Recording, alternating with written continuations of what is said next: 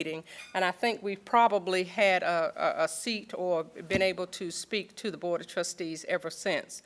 And so without further ado, it is absolutely my pleasure to introduce Mr. Jeffrey Beam for what I consider a personal treat. So please come and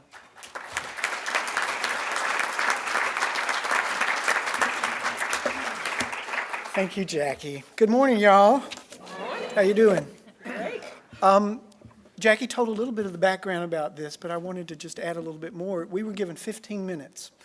And during the 2 years I was on the forum was already well established and had a good reputation, a great reputation. But oddly enough, every time in the press, both on campus and off, when issues on campus were discussed, it would always say the faculty and the students. So one of our big things during that 2 years was to try to stress that we were also part of any kind of debate that happened on campus. So by the time my group went off that year and had met with the Board of Trustees and given our little presentation, in the newspapers, it started appearing. Faculty, staff, and students. So that was one of the, it seems minor, but it's a major sort of thing that we accomplished during those 2 years. The executive committee met to pull together a 15-minute program. You know, we wanted to present the issues of the past year and issues that we thought might be forthcoming that faced staff. And we were just all sort of joking around. I can't remember whether it was Libby Evans or somebody said, oh, Jeffrey should write a poem, and we all sort of laughed, and said, oh, yeah, right. And I thought, no way am I going to do this. It's not the kind of poetry I usually write. I write poems about the spiritual world, about the natural world. And so for the next couple of weeks, I hemmed and hawed and worried, and everybody got behind me and really pushed, and we talked a lot about what staff meant. And all of a sudden it was there. I knew what I wanted to do. I wanted to write a poem that would access the spirit of all the employees who had ever been on this campus and who would be on this campus in the future. I wanted to access the slaves who had contributed to the building of the campus. I wanted to hear all of these voices in the poem. And that's something that I know how to do in a poem. And all of a sudden it all sort of fell in place. So as far as we know, it was the first time a poem had ever been read to the Board of Trustees, and I believe it's still the first time, the only time a poem has been read to the Board of Trustees, and it was just beautifully accepted. And, it only took a few minutes, and we had the rest of the time and did a PowerPoint with all the other issues that were important to us. I retired recently, some of you may know, and there have been a number of media interviews and some events, and one of the things I've said over and over again, that when I came here in 1975, fresh out of undergraduate school to begin work in the libraries here, I had a reputation in the state as a poet, as a very young man, and I regarded that as a very high calling. But one of the things that I've said in these recent interviews, that I saw being a civil servant as high a calling. And so my 35 years here were as important and as high as an experience as poetry is. I was really pleased also that in 2009 it was voted the official staff poem of UNC. So I feel like I've left a mark that will be here centuries from now when they celebrate the 200th anniversary of the forum. Song of the University Worker.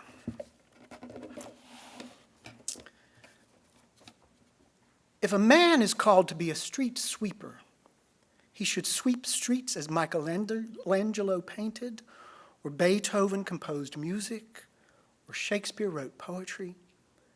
He should sweep streets so well that all the host of heaven and earth will pause to say, here lived a great street sweeper who did his job well. Martin Luther King, Jr. Who builds this world? All manner of men and women, some in their heads, others behind the saw, some with money and paper, others with motors and tendons. with sweat and fear and a bowl of beans, with rest and hope and a cup of cool water, with gratefulness for work, with the work of gratefulness, with grace and gratitude. You can taste us in the wind, hear us in the water, see us in the red clay, smell us in the rainbow, feel us in our singing. I cut the grass. I scrub the floors. I type the letters. I push the papers. Behind you, before you, beside you, with you. I design the system. I repair the system. I design the process. I manage the process. I aid the process. I conduct the process. I write the report. Behind you, before you, beside you, with you. I care for patients. I tighten bolts. I order parts. I pay bills. I take what's owed. I direct traffic. I observe and speak. Behind you, before you, beside you, with you. I mother the students. I father the students. I teach the students. I am a student. Behind you, before you, beside you, with you. I paint the rooms. I lay the bricks. I lay the stone. Behind you, before you, beside you, with you. I have been here 200 years. I will always be here. In bitter cold, in hot weather, in hurricane and snow and sweet-smelling spring days and crisp, bright fall ones. You can taste us in the wind, hear us in the water, see us in the red clay, smell us in the rainbow, feel us in our singing. From the boardrooms to the classrooms, from the dining halls to the gardens, from the libraries to the laboratories. Behind you, before you, beside you, with you. From the offices to the gymnasiums, from the repair shops to the computer rooms, from midnight to morning, from morning to midnight. Behind you, before you, beside you, with you. When fire burns and ice freezes, when friends call and strangers come, when enemies threaten and allies praise. Behind you, before you, beside you, with you. Who builds this world?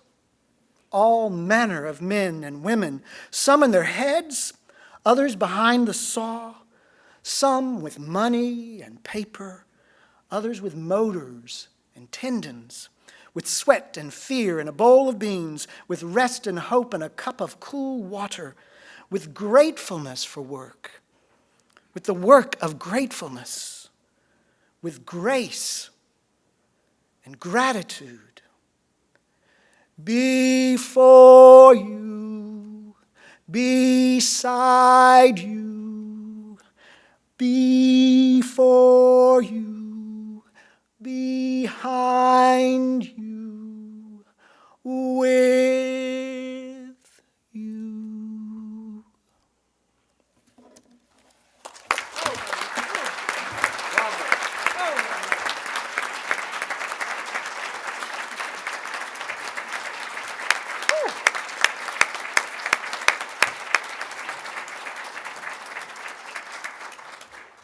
Was I right?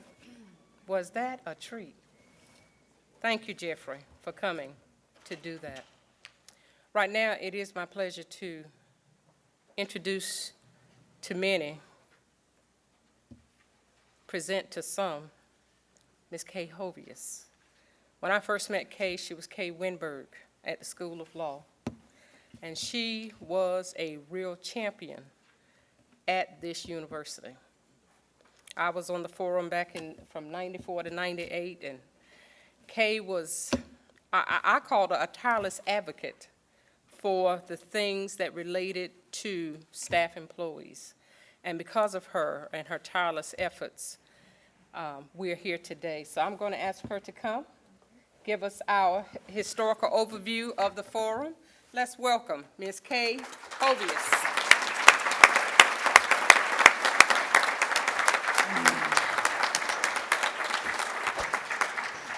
I'm feeling inspired by the poem. Wow, that's the first time I've heard it, to tell you the truth. God. It's really amazing. Well, good morning. Good morning. Occasionally, an opportunity comes along to do the right thing and to do things right. Many such opportunities came along in the 80s and early 90s.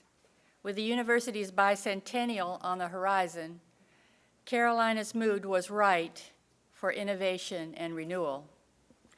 The arrival of a new chancellor and the upcoming bicentennial celebration set the stage for thinking outside the box. University Day, October 12th, 1988. Someone in here will remember that day. Chancellor Hardin's installation broke with tradition by including a staff member in the University Day platform party. 4 years prior to the forum's creation, I was honored to represent staff as a member of that platform party. At the time, who knew the unprecedented inclusion signaled a philosophical shift in the university's recognition of staff, or that it signaled an opportunity for staff to be heard in matters of university governance. The promise of that opportunity was realized in February of '92, when Chancellor Hardin ushered in a new role for university staff with the creation of Carolina's Employee Forum.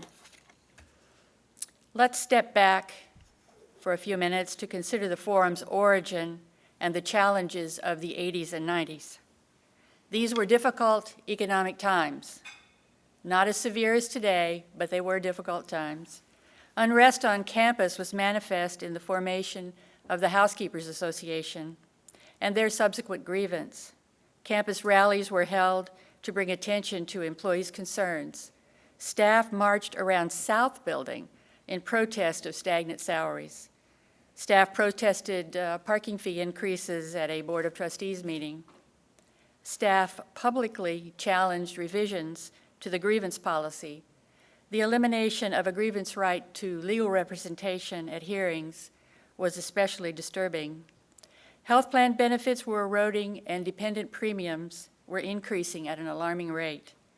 Efforts to remove employees from the protections under the State Personnel Act were under discussion. Sounds a little bit like what you're facing today, only, again, your situation is more serious as I understand it. In May of 1990, 2 years prior to the forum's creation, the University Managers Association sponsored the first Employee Appreciation Fair. The theme, "You Make It Happen," called public attention to the contributions of university staff. And Myrna brought a poster from that fair. That's been a long time ago with our chancellor's signature. Okay. Thank you, Myrna. Thank you, Myrna. The key role of staff was recognized that day in remarks by Board of Trustees Chair Earl Phillips and Chancellor Hardin, who joined staff for lunch at the fair, which was in the pit, right? Okay. And initiated an annual recognition of staff contributions to Carolina's success. Hope and conflict had joined at this time to create a charged climate. It was in that climate that the proposal to form a staff council or forum was raised with Chancellor Hardin at an early November 1990 meeting with members of the Women's Concerns Coalition. Paula Schubert, now retired, suggested an employee forum be established. On November 20th in 1990, the Chapel Hill Herald reported, in the face of continuing conflict over the revised grievance procedure and other matters, Chancellor Hardin said he is ready to weigh proposals for an employee forum. The Herald quoted the Chancellor as saying, "I have not run into such a season of conflict in my life." And those were difficult times. They were difficult. And we'd like to forget. Then in October 1991, an employee forum was recommended to Chancellor Hardin by an ad hoc committee on the role of EPA non-faculty in university governance. On January 25th, 1992, the Herald reported, responding to the grievance filed Wednesday by 34 housekeepers, Chancellor Hardin told the Carolina Board of Trustees he would soon announce the formation of an employee forum to give unrepresented employees more say in the university. The forum would include SPA and EPA non-faculty employees. The stars were aligning. 2 university groups and perhaps others had suggested the formation of the staff forum to a chancellor whose experience included working with such a group. Paul Hardin came to Carolina from Drew University. Drew has a staff and administrators organization that is quite similar in purpose and function to our employee forum. Formalizing a voice for staff had gained acceptance within the community as the right thing to do. Chancellor Hardin accepted the challenge, and it was a challenge, as others have mentioned, with the formation of a 14-member forum steering committee chaired by Sherry Graham. The committee developed the forum's initial guidelines, held an open meeting in April of '92 to explain the concept to the university community, and solicited delegate nominations in June of '92. From more than 400 nominations received, the campus elected 45 staff to serve as the first forum delegates.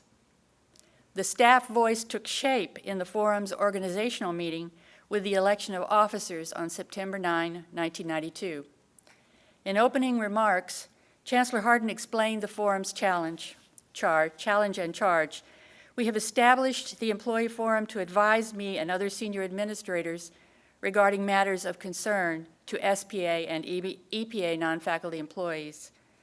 I hope the forum will open additional channels of communication among employees and the university administration about general employment issues, current problems, and plans.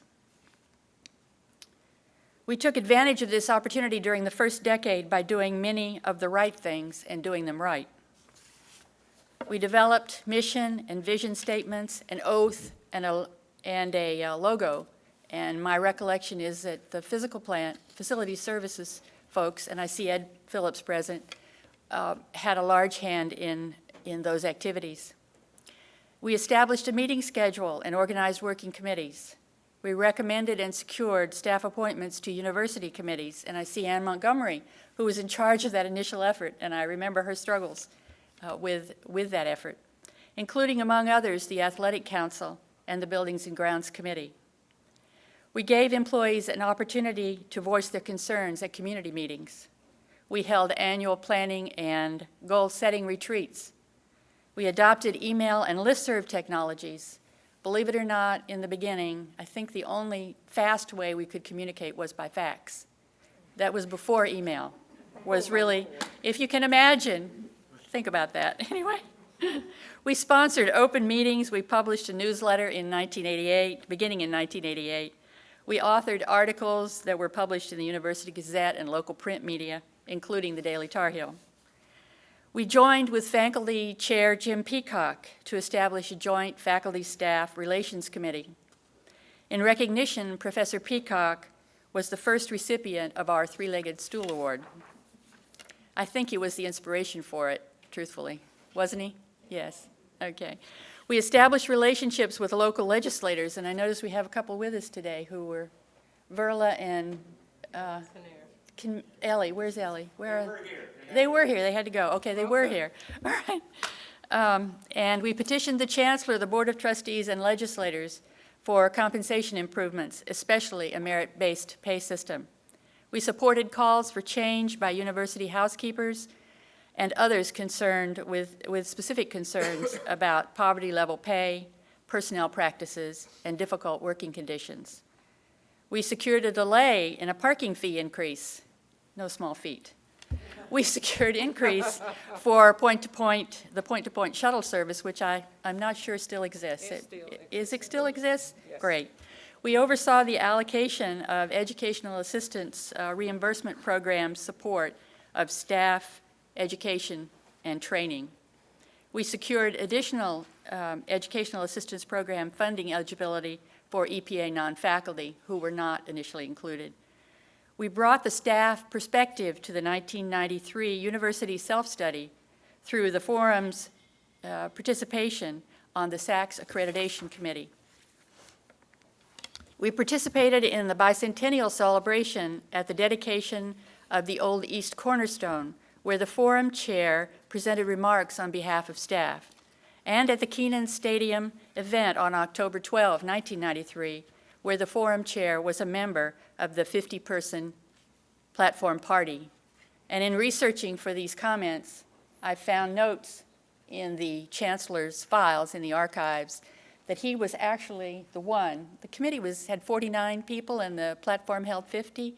And according to the record, he said, let's give Kay Winberg that 50th seat. Good for you. Thank you. Yes, we represented staff as members of the University Council established by Chancellor Hooker, which group included the Chancellor, the Chair of the Faculty Council, the Chair of the Forum, and the President of the student body, and the President of the graduate and professional students. The Forum was added to the university's organization chart in 1996, another milestone achieved. We presented remarks at a Board of Trustees meeting in 1988, and I believe actually Linwood Futrell had something to do with that. 98? Sorry, got that wrong.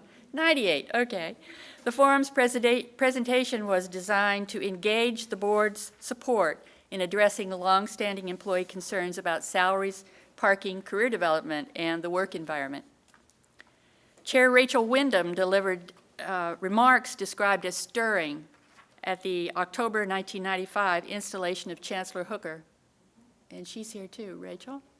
Yeah. The first time a staff member had delivered remarks at a chancellor's installation. We petitioned for a non-voting seat on the Board of Trustees, which was partially answered, and it sounds like perhaps has been recently more active. It was partially answered with Chair Tommy Griffith's appointment to the Board of Trustees Committee, Finance Committee in 2002. We became a model forum, a model other system campuses look to in developing their staff forums and senates. Let's step back one more time to January 1994 forum meeting. Just 15 months after the forum's first meeting, Chancellor Hardin described the forum as a robust marketplace of ideas. He declared the employee forum was valuable to the university as a whole. He emphasized the necessity of free and open discussion on all issues of concern to forum members and their constituents. And he asserted that the employee forum was established for the purpose of advising the administration honestly and openly on matters of concern to university employees. The chancellor maintained that delegates should feel free to criticize state and university policies and practices, and the freedom to speak openly and without fear of reprisal was vital to the forum's existence. Thank you, Chancellor Hardin.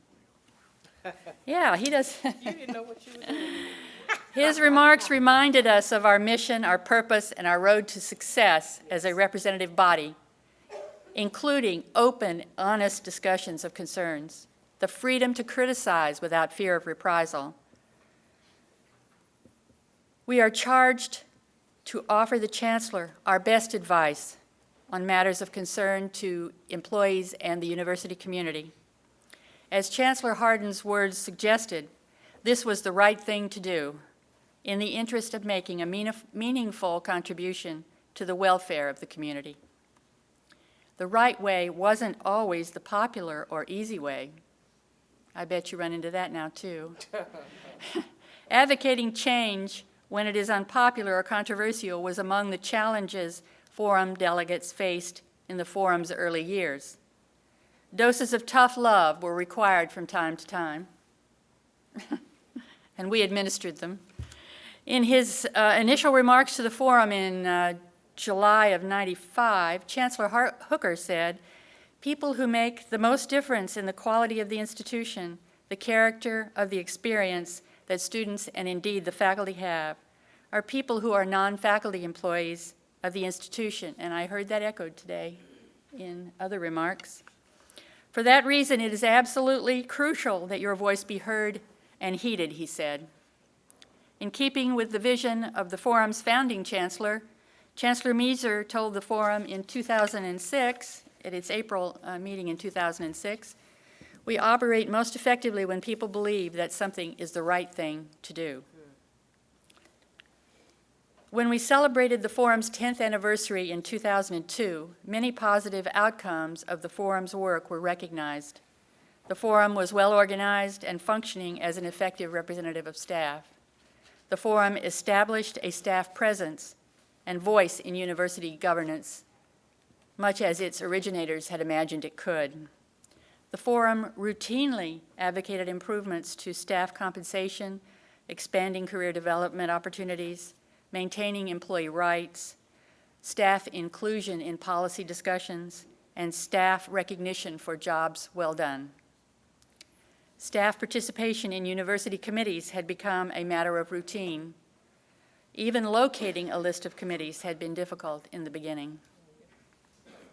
Through Jim Peacock, the Faculty Council and the Employee Forum joined forces to recommend reforms in areas of mutual interest.